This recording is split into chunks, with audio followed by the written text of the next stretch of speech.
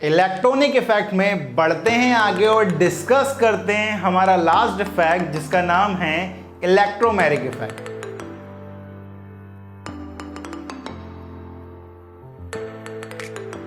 हमने कहा था कि हमें इलेक्ट्रॉनिक इफेक्ट में टोटल 4 इफेक्ट डिस्कस करने। पहला अपन ने इंडक्टिव इफेक्ट पढ़ा, second mesomeric effect, third hyper conjugation effect और आज हम लास्ट इफेक्ट पढ़ने वाले हैं वो है इलेक्ट्रोमेरिक इफेक्ट जिसे हम ई इफेक्ट के नाम से भी जानते हैं।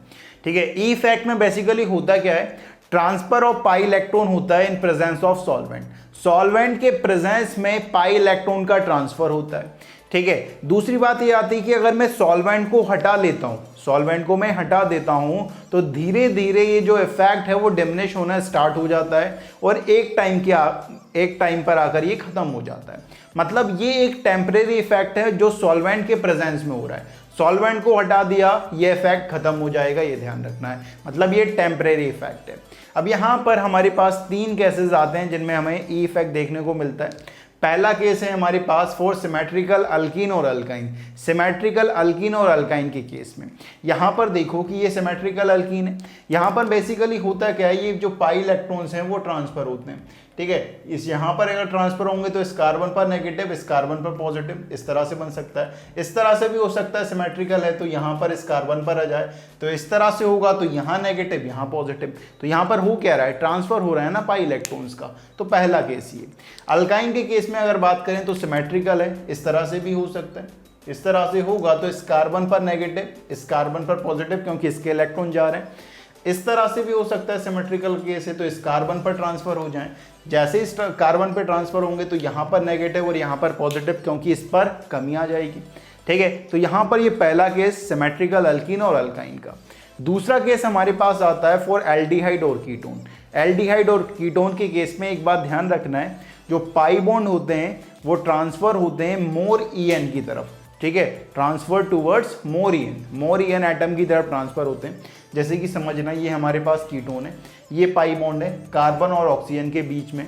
ठीक है, अब यहाँ पर जो पाई इलेक्ट्रॉन ट्रांसफर होंगे वो ज़्यादा ईएन वाले पे होंगे।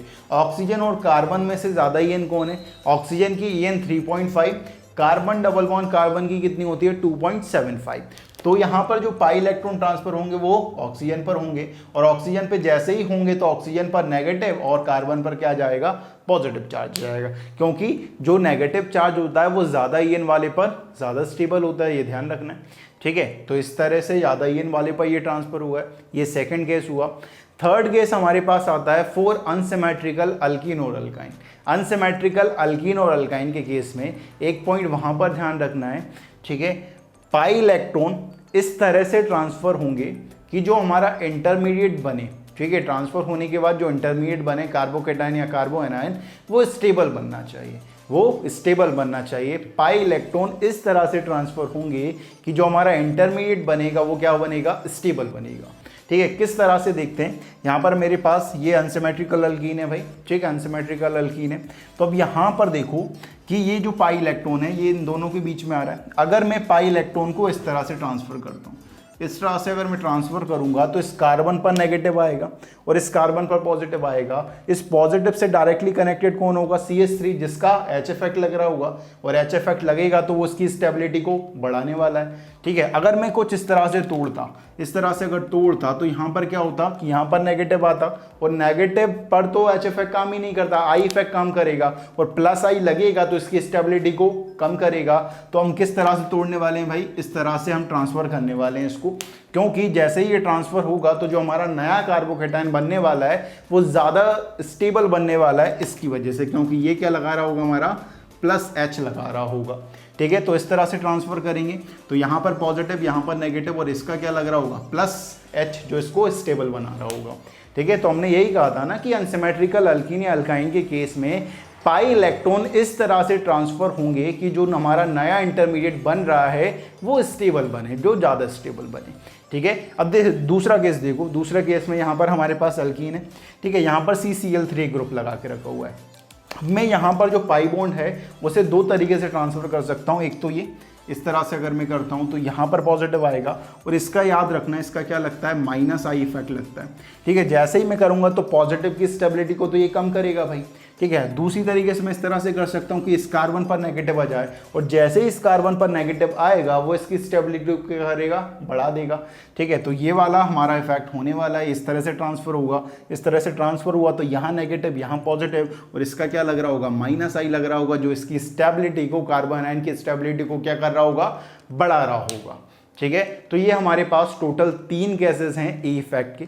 ठीक है, इलेक्ट्रोमेरिक इफेक्ट के हमारे पास टोटल ये तीन केस आते हैं।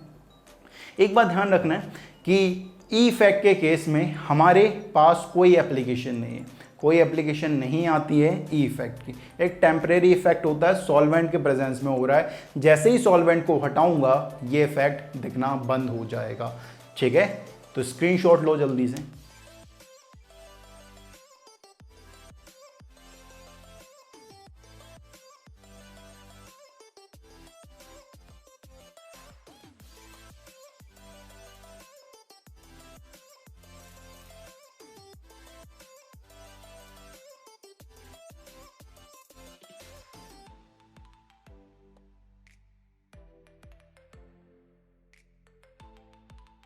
तो ले लिया है भाई आपने इसका स्क्रीनशॉट और इसी के साथ हमने GOC1 कंप्लीट कर लिया है।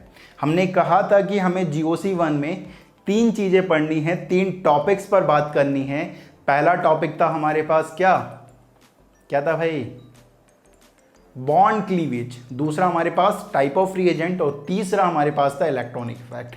ठीक है, इलेक्ट्रॉनिक इफेक्ट 4 टाइप के, inductive, mesomeric, hyper conjugation and E effect. ये अपन ने चारों कंप्लीट कर लिए। इसी के साथ अपना GOC1 कंप्लीट हो जाता है। ठीक है, GOC1 बहुत कॉन्सेप्चुअल है। अगर GOC1 अच्छी तरीके से आएगा तो GOC2 बहुत अच्छी तरीके से आने वाला है, क्योंकि GOC1 के जो भी सारे कॉन्सेप्ट हैं वो सारे के सारे GOC2 में लगने वाले हैं। तो GOC1 को बहुत अच्छी तरीके से पढ़ना है। ठीक है, क्योंकि अगर GOC1 में अगर अपन ने कमांड बना ली तो GOC2 हमारे लिए बहुत इजी हो जाएगा, और जैसे ही GOC2 इजी हुआ हमारे लिए पूरी ऑर्गेनिक इजी हो गई, क्योंकि GOC2 में हम पूरी ऑर्गेनिक कवर्ड कर लेंगे भाई एक साथ। ठीक है, हम चैप्टर वाइज GOC2 नहीं पढ़ने वाले हैं, हमको पहले बता दिया था। ठीक है, चैप्टर वाइज अपन नहीं पढ़ेंगे, अपन रिएक्शन वाइज पढ़ेंगे। 4 टाइप के रिएक्शन पढ़ेंगे और जिसमें हम पूरा GOC2 कवर्ड कर लेंगे। ठीक है, तो इस वीडियो में बाबा जी की तरफ से इतना ही। जय हो।